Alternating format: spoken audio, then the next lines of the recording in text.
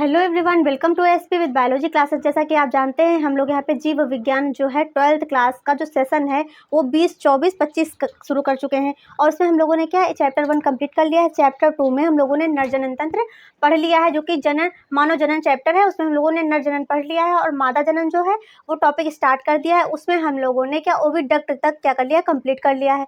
और आज का जो हम लोगों का टॉपिक रहेगा वो रहेगा यूट्रस। क्या यूट्रस रहेगा, यानी कि गर्भाशय रहेगा। अगर इसके पहले की आपने वीडियो नहीं देखी है तो जाकर के जरूर देखें। प्लेलिस्ट में प्लेलिस्ट बनी हुई है, डिस्क्रिप्शन में लिंक पड़ा हुआ है, जाकर के विजिट करें और जरूर से जरूर देखें, क्योंकि जब आगे का देखेंगे तभी समझ में आएगा आपको आज की क्लास। फिलहाल हम लोग यहाँ से यूट्रस से नए टॉपिक से स्टार्ट कर रहे हैं, तो आप कंटिन्यू कर सकते हैं। तो आइए देखते हैं यूट्रस। ठीक, यूट्रस जो है स्त्री में केवल एक गर्भाशय पाया जाता है। जैसे कि ओवरीज आप देख रहे थे तो 2 पाई जा रही थी, पर जो यूट्रस है गर्भाशय जो है वो कितना पाया जाता है, एक ही पाया जाता है।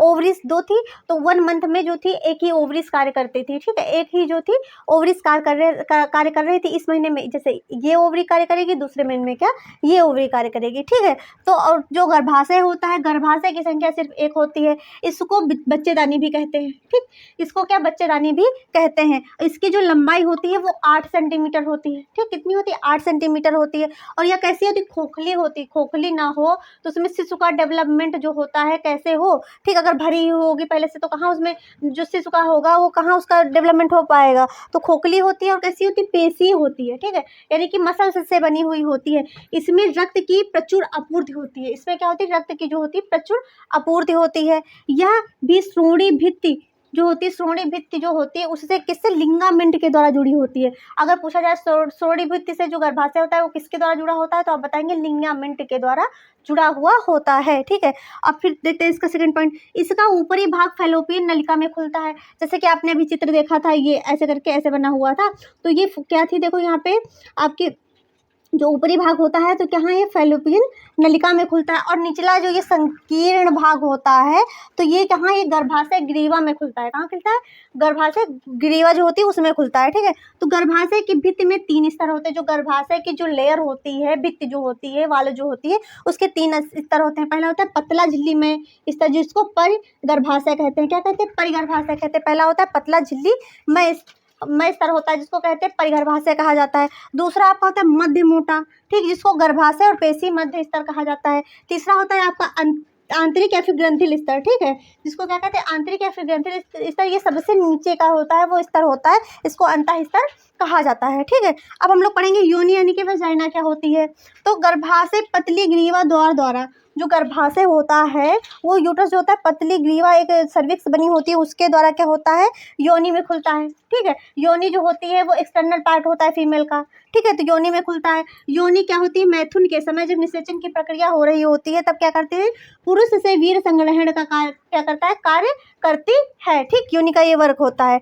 और बाह्य जननांग समझ लेते हैं। बाह्य जनन मतलब बाहरी आवरण होता है, उसमें फीमेल के कौन कौन से जननांग होते हैं। ठीक है, तो एक्सटर्नल ऑर्गन्स क्या होते हैं, देखो पहला होता है मॉस प्यूबस पाया जाता है, जिसको क्या कहते हैं, बृहतोष्ठ कहते हैं। दूसरा पाया जाता है लघोष्ठ पाया जाता है। कौन सा पाया जाता है, लघोष्ठ पाया जाता है। हाइमेन व भगसेप स्त्री के क्या होते हैं, बाह्य जननांग होते हैं।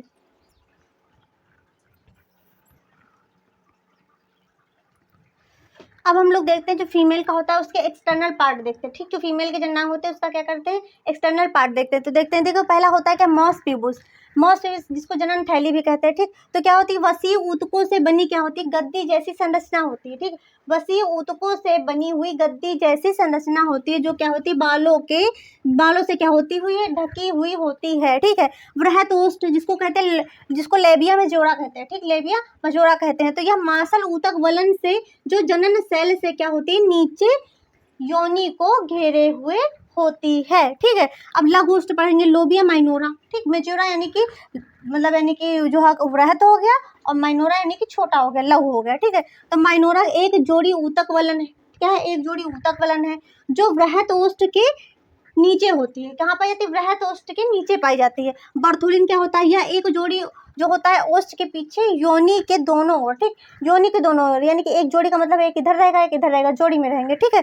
तो यह क्या करती है? म्यूकस का स्त्रावण करती है योनि में चिकनाहट रखने के लिए, ठीक। भक्षेप क्या होता है?